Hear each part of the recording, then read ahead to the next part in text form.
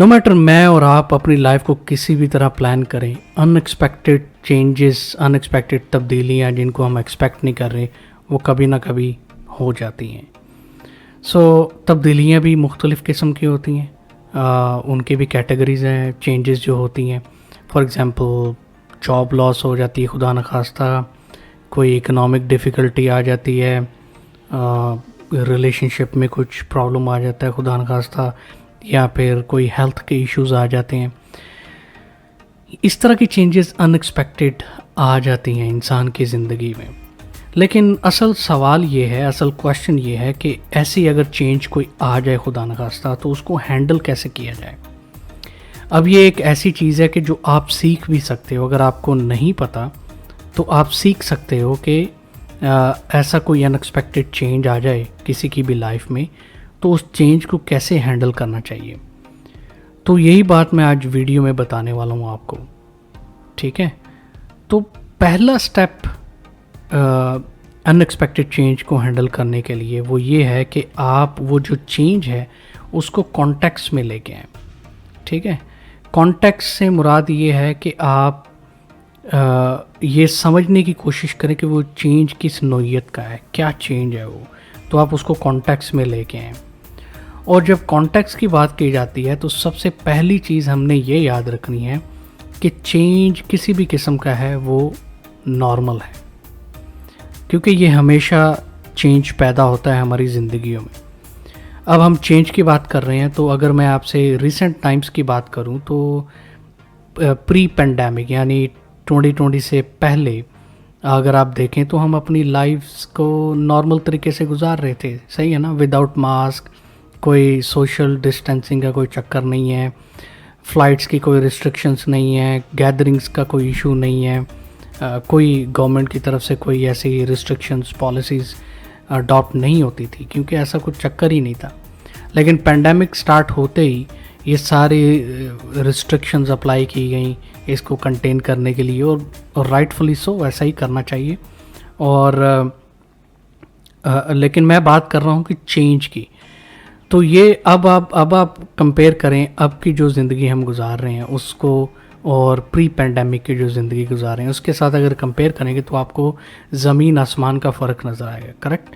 और अभी जो हम ज़िंदगी गुजार रहे हैं, तकरीबन 1-1.5 साल हो गया इस पेंडेमिक को, तो अभी हम इसको नॉर्मल समझते हैं। अभी किसी को भी बाहर जाना है मास्क ज़रूर पहनते हैं, और अगर नहीं कोई पहनता तो प्लीज़ मास्क पहनना करें, मास्क अच्छा होता है।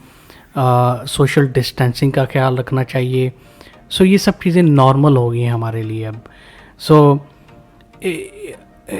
इसकी अगर हम बात करें तो ये नॉर्मल जो हो गई हैं हमारे लिए, इसका मतलब यह है कि हमने एक्सेप्ट कर लिए हैं ये चेंजेस, और हमें एक्सेप्ट करनी ही पड़ेंगी ये चेंजेस।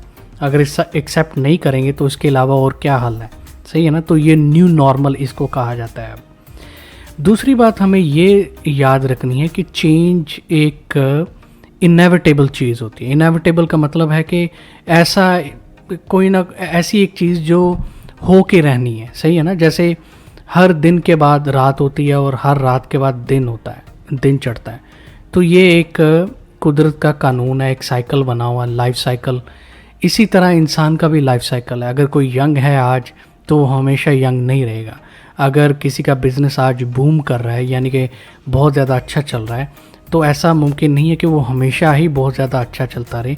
कोई ना कोई उतार चढ़ाव आते ही रहेंगे बिजनेसेस में भी। इनएविटेबल होता है चेंज हमेशा। और अभी भी कोई ऑड्स ऐसे हैं कि आप, मैं, कोई ना कोई चेंज से हम गुज़र रहे हैं, किसी न किसी किस्म के चेंज से, सही है ना।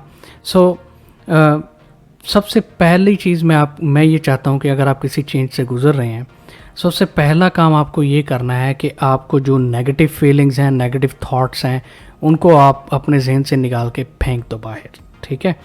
क्योंकि वो आपको मेंटली और फिज़िकली अफेक्ट करेंगे अगर आप वो नेगेटिव थॉट्स को, नेगेटिव फीलिंग्स को अपने ऊपर हावी करते रहोगे।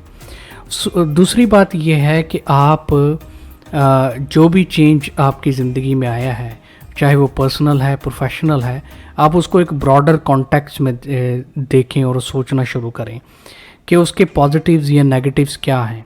हर चीज़ के पॉजिटिव्स और नेगेटिव्स होते हैं, तो आप उसको ब्रॉडर कॉन्टेक्स्ट से देखना शुरू करो। और सबसे अहम जो चीज़ है वो आप अपॉर्चुनिटीज़ को तलाश करो।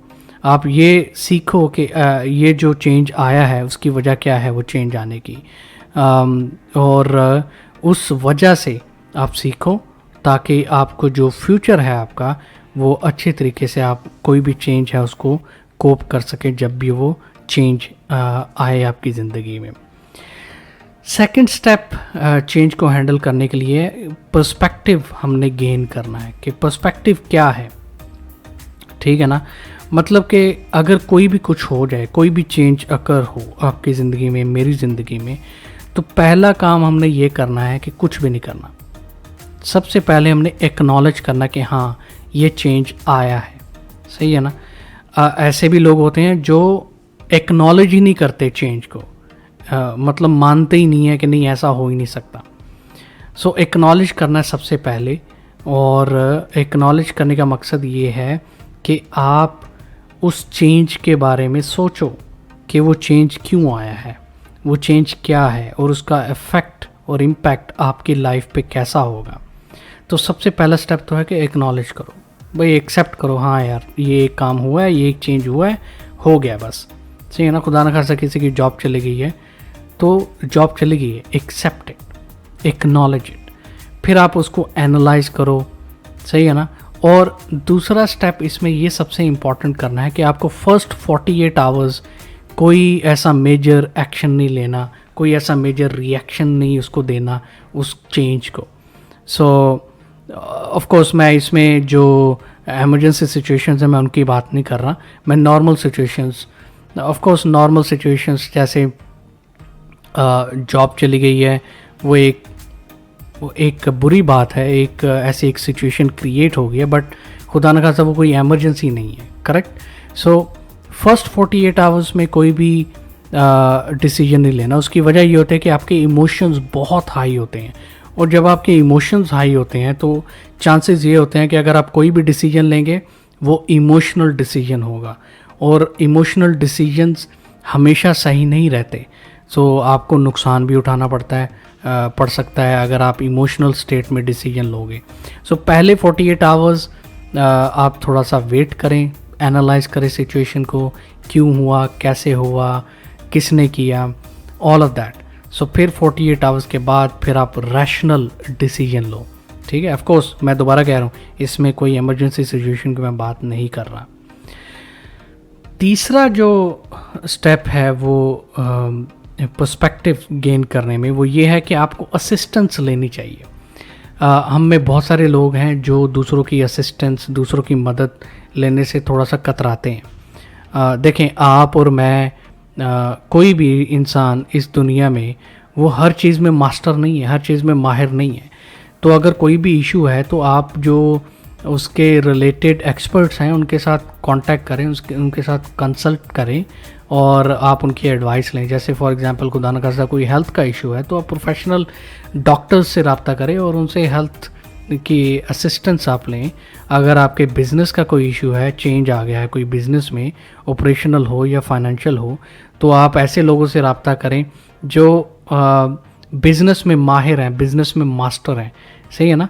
सो हेल्प लेने में कोई बुराई नहीं है। हमें अपने आप को ओपन रखना चाहिए दूसरों के सामने कि हम दूसरों को अपना इशू बता सकें और वो उस लिहाज से और उस हिसाब से हमारी हेल्प कर सकें। जो लास्ट टिप है अनएक्सपेक्टेड चेंज हैंडल करने के लिए, वो बहुत इंपॉर्टेंट है, वो है रेजिलियंस पैदा करनी। रेजिलियंस मतलब toughness, mental toughness, physical toughness नहीं, मेंटल टफनेस पैदा करनी ताकि आप हैंडल कर सकें वो चेंजेस को। और आप सबसे पहला जो बात मैं करना चाहूँगा रेजिलियंस के हवाले से, वो ये है कि सबसे पहले आपको जो चेंज है उसको एम्ब्रेस करना पड़ेगा और आप पॉजिटिव सोचें। क्योंकि देखें जो लोग मेंटली और फिज़िकली टफ होते हैं वो हमेशा कोई भी किस्म का चैलेंज होगा उसको ओवरकम कर लेंगे, ठीक है ना। सो हमेशा आप in the face of difficulties, जब आपको कोई मुश्किलात, परेशानियाँ आ रही हैं तो आप हमेशा बेटर चॉइस करें बजाय इसके कि आप बिटर बन जाएं, सही है ना। बेटर और बिटर दोनों में बड़ा फ़र्क है अगर आप सोचें तो। सो आप चूज़ करें पॉजिटिव रहना, और आपकी मेंटल जो स्टेट है वो पॉजिटिव होनी चाहिए। कोई भी मुश्किलात हों उसमें भी आपको पॉजिटिव ही देखना चाहिए, सोचना चाहिए, क्योंकि वो जो पॉजिटिवनेस आप क्रिएट करेंगे, इन्वायरमेंट क्रिएट करेंगे, उससे एक तो आपको हौसला मिलेगा, एक तो आपके साथ जो है उनको हौसला मिलेगा कि आप पॉजिटिव हैं, आप रिएक्ट नहीं कर रहे नेगेटिव तरीके से एक सिचुएशन के ऊपर, तो दूसरों को भी यह हौसला मिलेगा कि आप स्टेबल हैं और आप अपने सोच के हिसाब से डिसीजन ले रहे हैं। सो दूसरी स्टेप, और ये मेरे हिसाब से ये उससे भी ज़्यादा इम्पॉर्टेंट है, वो ये है कि आपको और मुझे, हम सबको अपनी ब्लेसिंग्स काउंट करनी चाहिए। देखें, आप अपने इर्द गिर्द देखें, आप खुद को ब्लेस्ड समझेंगे। मे बी आप उन चीज़ों से ब्लेस्ड हैं जो दूसरे लोग बेचारे नहीं ब्लेस्ड उन चीज़ों से। सो आप अपनी ब्लेसिंग्स को काउंट करें। जब आप ब्लेसिंग्स को काउंट करेंगे, जब आप देखेंगे कि ऊपर वाले ने, अल्लाह ताला ने आपको कितना नवाजा है, तो आप हम्बल हो जाएंगे। आप जब हम्बल हो जाएंगे तो आपका माइंड ऑटोमेटिकली पॉजिटिव हो जाएगा और आप दूसरों की मदद करने के लिए तैयार रहेंगे हर वक्त। और बजाय इसके कि आप नेगेटिव सोचें, तो आपको ये जो ब्लेसिंग्स आप काउंट करेंगे, जितना भी आपको नवाजा गया उसको आप सोचेंगे, उसके बारे में शुक्र अदा करेंगे, आप हम्बल हो जाएंगे, तो आपका माइंड ऑटोमेटिकली पॉजिटिव हो जाएगा और आप उस पॉजिटिवनेस से आप ओवरकम कर सकते हो जो भी चैलेंज आप फेस कर रहे हो। लास्ट स्टेप जो है वो भी बहुत इम्पॉर्टेंट है रेजिलियंस बिल्ड करने में। वो ये है कि आप अपने आप की हिफाजत करें, अपने आप का ख्याल रखें। अगर आप अपने आप का ख्याल रखेंगे, आप अपने आप को मेंटली स्ट्रांग रखेंगे, फिज़िकली स्ट्रांग रखेंगे, तो फिर ही जाके आप किसी भी किस्म का चैलेंज जो है वो उसको ओवरकम कर सकते हैं, चाहे वो जैसा भी चैलेंज हो। तो जितना आप अपना ख्याल रखेंगे उतना ज़्यादा चांसेस हैं कि आप अपनी लाइफ में किसी किस्म के चैलेंजेस को आप अपॉर्चुनिटीज़ में बदल सकते हैं और उनको ओवरकम कर सकते हैं। सो ये थी आज की वीडियो। उम्मीद करता हूँ आपने कुछ सीखा होगा। अगर नहीं भी सीखा, मुझे कमेंट्स में ज़रूर बताया करें कि आपको क्या पसंद आया, क्या नहीं पसंद आया। अगर आपको वीडियो पसंद आई है तो लाइक ज़रूर हिट करें, लाइक का बटन। और अगर आपने अभी तक चैनल को सब्सक्राइब नहीं किया तो भाई कर लो सब्सक्राइब, कौन मना कर रहा है, फ्री ऑफ कॉस्ट है। चैनल को सब्सक्राइब करें और बेल का आइकन भी हिट करें ताकि आपको नोटिफिकेशन मिले जब भी मैं नई वीडियो अपलोड करूं। तो चलें, ये थी आज की वीडियो। अगली वीडियो तक अपना ख्याल रखें। Bye bye.